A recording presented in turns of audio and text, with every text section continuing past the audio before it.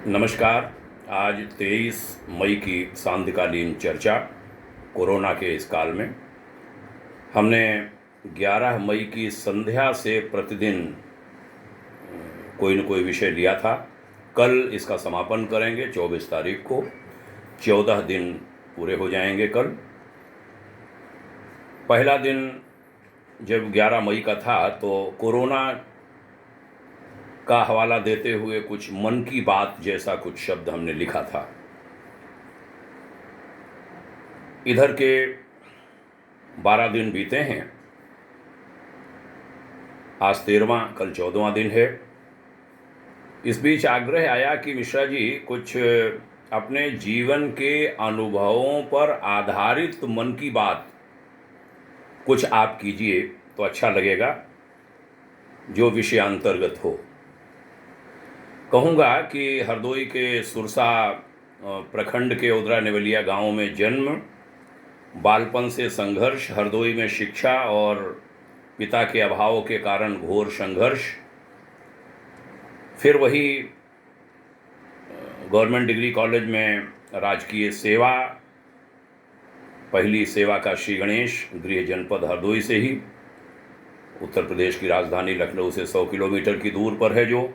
तत्पश्चात कुछ समय बाद ही लखनऊ आगमन और आवास एवं नगर विकास, ग्रामीण विकास, सचिवालय, कृषि शिक्षा एवं अनुसंधान आदि की सेवा और साथ में गायत्री परिवार के साथ सेवा। तदनंतर राजकीय सेवा से बीच में ही मुक्ति और कार्यकर्ता जीवन शुरू।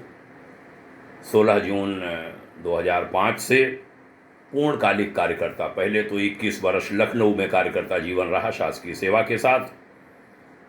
तत्पश्चात तो देव संस्कृति विश्वविद्यालय शांतकुंज हरिद्वार, परमार्थ निकेतन ऋषिकेश और विश्व जागृति मिशन नई दिल्ली की 16 साल की कुल सेवाएं, अनेक अनुभवों से गुजरना, भाग्योदय फाउंडेशन का गठन और अभी 6 माह हुआ है स्वतंत्र रूप से सेवा।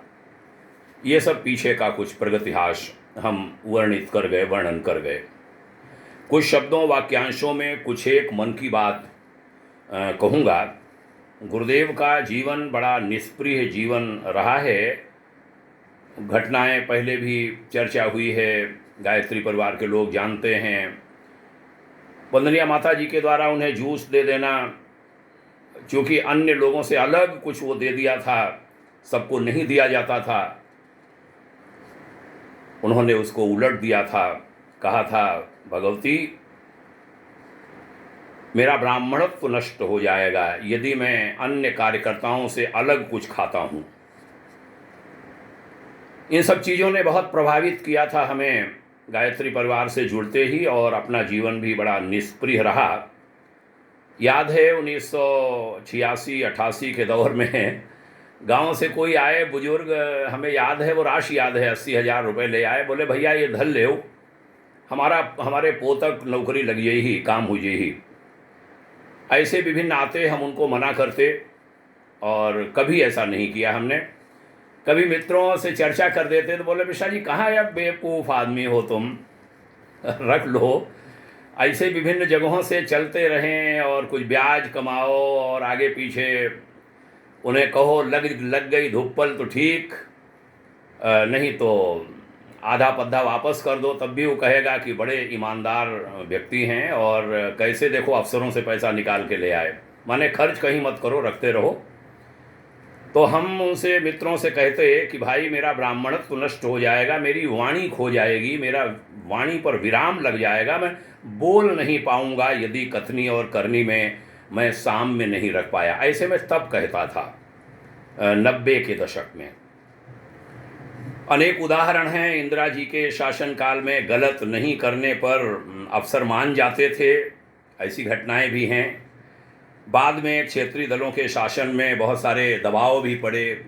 हमारी पत्नी के साथ कोई प्रसंग था, जब उन्हें समझौता करना पड़ा असफल लोगों को पास करने के जैसे मामले, और बड़े अधिकारी, यहाँ वो प्रसंग नहीं लेना चाहिए, लेकिन बड़ी राशि का हमारे घर आकर के ऑफ़र और मेरी पत्नी द्वारा ये कहना कि गायत्री परिवार से मेरे पति जुड़े हैं, हम ये नहीं ले सकते, और बड़ी राशियां थीं वो उस समय।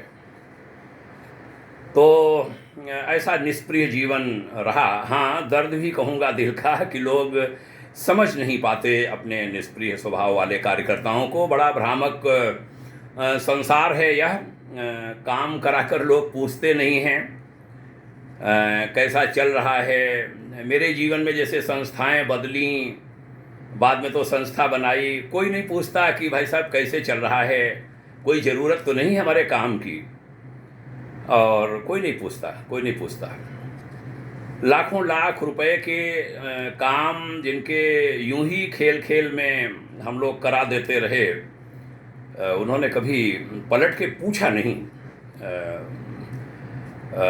संकट के भी बड़े समय आए हमारे जीवन के, और हम ऐसे ही जैसे मुस्कुराते हुए बात कर रहा हूँ, ऐसे ही मुस्कुराते हुए आगे बढ़ते रहे, लेकिन लोगों ने पूछा नहीं, कभी नहीं पूछा। फिर काम के लिए आ जाते हैं। इन दिनों भी बात करते हैं, ये मदद हो जाए, बस मदद हो जाए। बड़ा बड़ा मतलबी संसार है।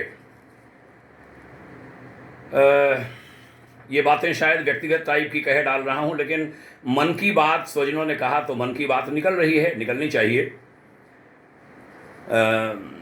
निजी तो हमने कुछ चाहा नहीं, जैसा निष्प्रिय जीवन कहा तो सवाल ही नहीं निजी का, क्योंकि अपनी जीवन यापन की बढ़िया व्यवस्था है, कोई कमी नहीं है।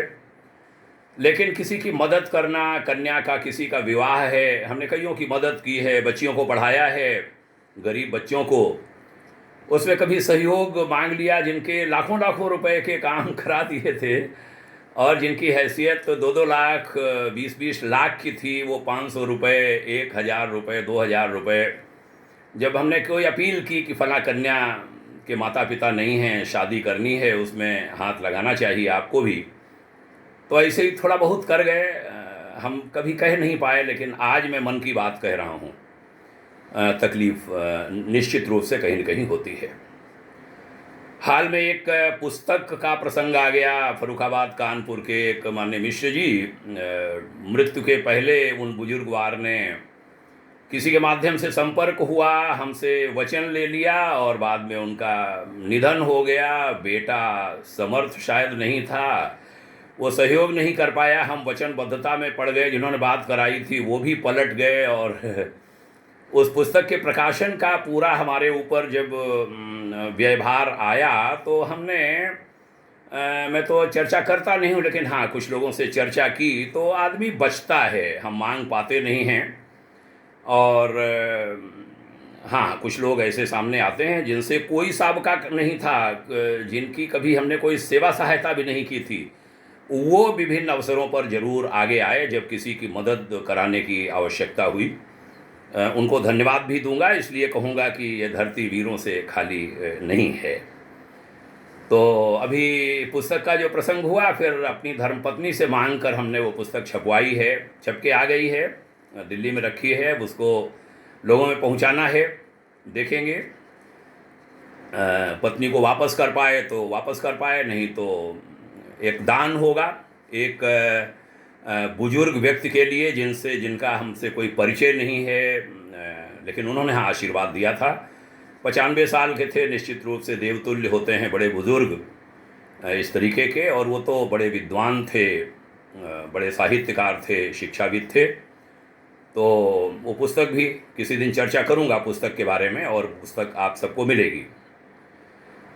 कुछ घटनाएं जो मानस पटल पर अंकित हो जाती हैं, उनकी चर्चा जरूर करूंगा। आज कुछ संस्थाओं से भी कहूँगा कि देखो, कार्यकर्ता आपके लिए मरता है, जी जान देता है, उसके साथ खड़े हुआ कीजिए। एक घटना हुई उत्तर प्रदेश के एक जनपद की, 2 भाइयों का मर्डर हो गया एक साथ, और वो लोक सेवी थे, अच्छे लोग थे।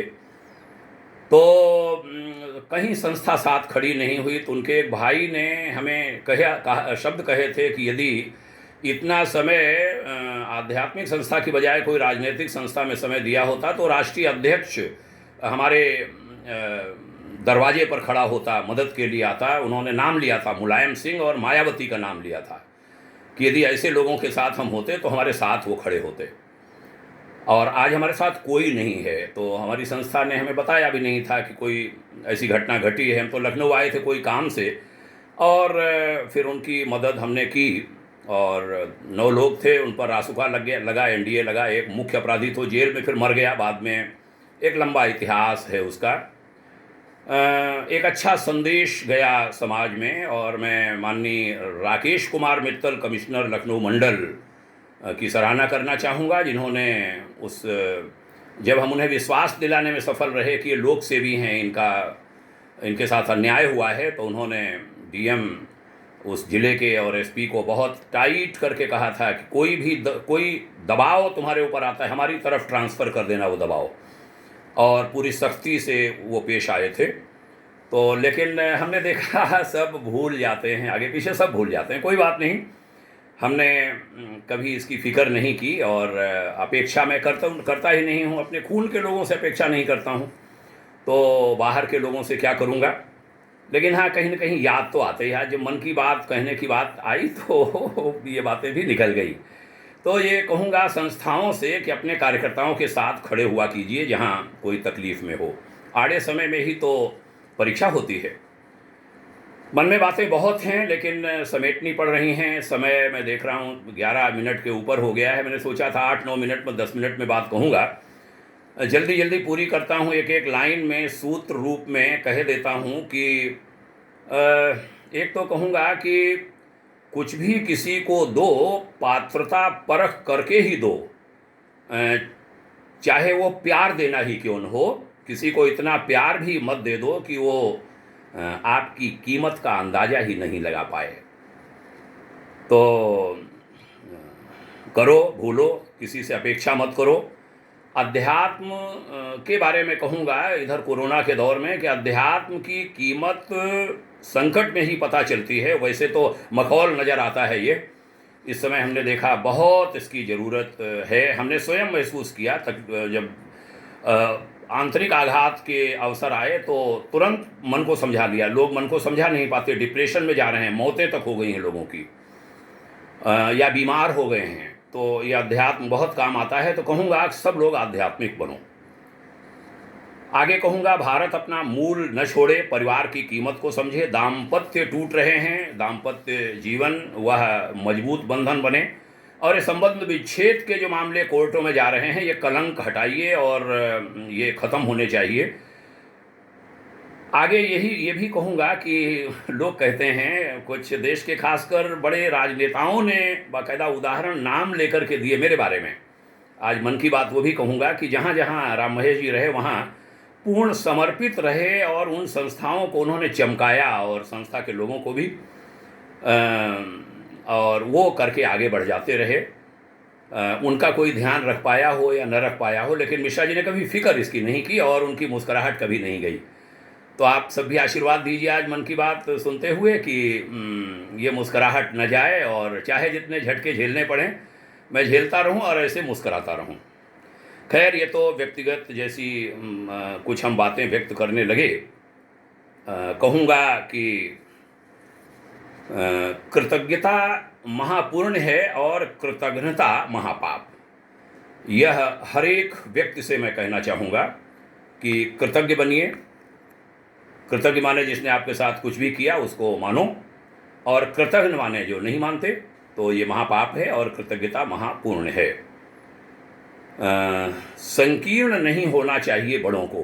एक 35 वर्ष का मेरा कार्यकर्ता जीवन है। मैंने वैज्ञानिकों, आईएएस अफसरों, शासन, सत्ता, नेताओं, सन्यासी, कथा व्यास और आध्यात्मिक संस्थाएं, सब जगह सबको बहुत निकट से देखा, अनुभव किया है। तो बहुत बड़े बड़े लोगों के मन बड़े छोटे देखे हैं हमने, और ये छोटे मन वाले बड़े लोगों की संख्या इस समय देश में बहुत बढ़ रही है, हर वर्ग में बढ़ रही है, अध्यात्म, राजनीति, प्रशासन, सब जगह। तो यह कम होनी चाहिए। ये बड़ा खतरा है हमारे देश के लिए। आज मैं डॉक्टरी पेशे वालों से भी कहूँगा, एक लड़की ने कल कहा कि सरकारी हॉस्पिटल में गए तो जान से हाथ धोना पड़ेगा, प्राइवेट हॉस्पिटल में गए तो घर प्रॉपर्टी से हाथ धोना पड़ेगा, वो बिक जाएगी। इसलिए घर में रहो और बार बार हाथ धो। विनोद में एक 7-8 साल की कन्या बहुत बड़ी बात कल ये कह गई।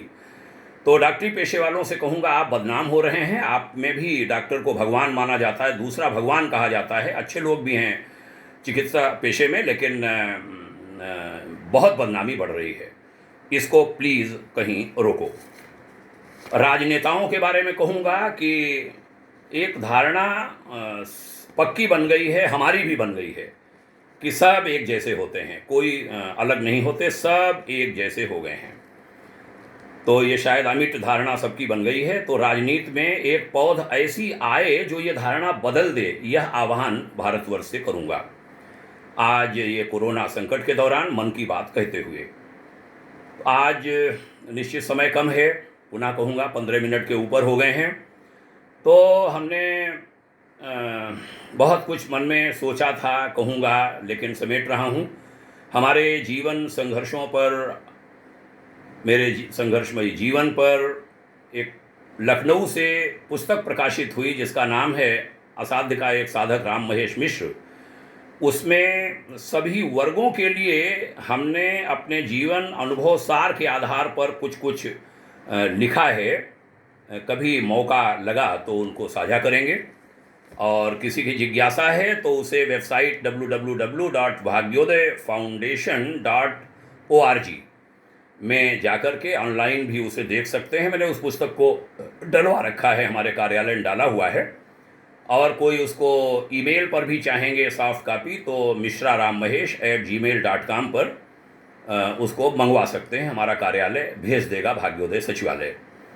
तो उसमें जब हमसे लेखक ने लिखने को कहा तो कुछ अनुभव सार और यूँ कहें विभिन्न वर्गों से हमने कुछ कहा था, नेताओं से, संतों से, व्यापारियों से, डॉक्टरों से, वैज्ञानिकों से, किसानों से, छात्रों से, शिक्षकों से, सबसे हमने कहा था, प्रशासकों से, सबसे कहा था।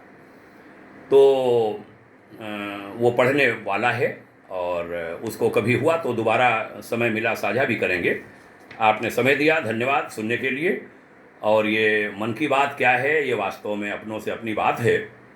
हमारे गुरुवर पूज्यवर आचार्य श्री राम शर्मा जी की कृपा है हम पर, और उन्हीं का सब कुछ दिया हुआ है, उन्हीं से सब सीखा है, पाया है।